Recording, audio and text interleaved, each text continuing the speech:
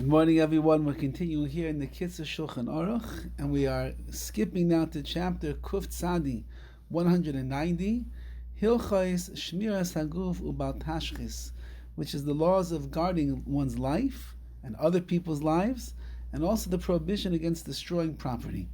So here we're going to discuss, a very short simon over here, but we're going to discuss how the obligation a person has to make sure that they ensure the safety of themselves and others when it comes to their property, to make sure that nobody, to the best of our abilities, we're able to ensure that no one is going to get hurt. Mitzvah, I say, there's a positive commandment, lasa is ma'aka lagagai, to make what's called a maika, to make a fence around one's roof, assuming that a person's roof is a place where they would end up going to and they were doing work. Remember, in the olden days, the houses were small, the land was small, there wasn't much space in front, and often people go up to their rooftops to do some of their work. So therefore, if you have a roof where people are going to be congregating, you have to make sure that you put up a fence that nobody should fall off. Like it says, it says you should make a fence for your roof. That's a positive commandment. And therefore, if you would have such a halacha where midaraisa, according to the Torah law, you're obligated to make a fence or a gate along your roof, you'd actually make a bracha when you do this. Al asiyas maika. You're making a bracha on the construction of this fence, protective fence for the roof. Goiva hama'aka, the height of this maika is ein pachas me'asar tfachim gevaya. It cannot be, it has to be at least 10 tfachim high.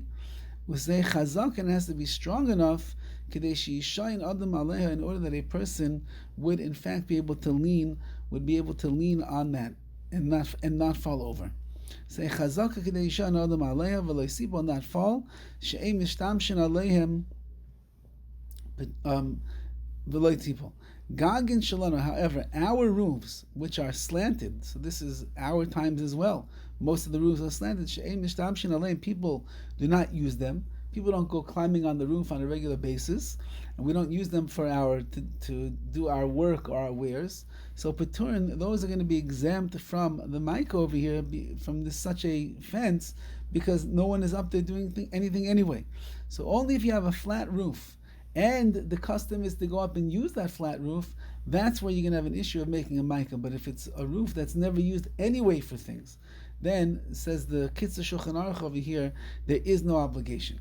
However, it's not only the roof, that's not the only thing that's chayiv, that's obligated to make such a structure like this.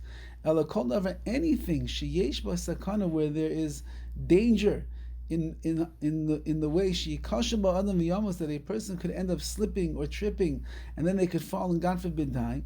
It requires to have a makkah, this fence v'tikun, and you have to fix it up to make sure that no one gets hurt. Anyone who leaves one of these dangerous sites without a makkah, without a fence, bittul mitzvah, say they are nullifying a positive commandment. The other say they also violate a negative commandment, like it says, don't put blood in your house. What does that mean? That means don't leave something that's in your house dangerous that somebody could come and end up losing their life in. For example, let's say you have a pit, you have an empty pit inside of your courtyard. You have to make a mound around it.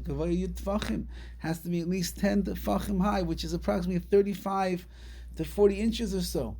Has to be that high that people are able to see that there's a ditch over there.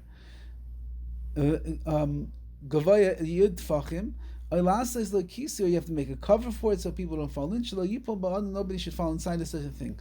And this, especially living here in California, where a large percentage of people have swimming pools in their backyard, the swimming pool requires a protective fence around it to ensure that nobody ends up going inside of there when they're not supposed to. How many tragedies, Rahman al-San, have there been from little children that were left unattended outside, or the parents took their eyes off the pool for a moment, and there was no fence there was no gate, and the child walked in, and God forbid, we hear the most horrific of stories.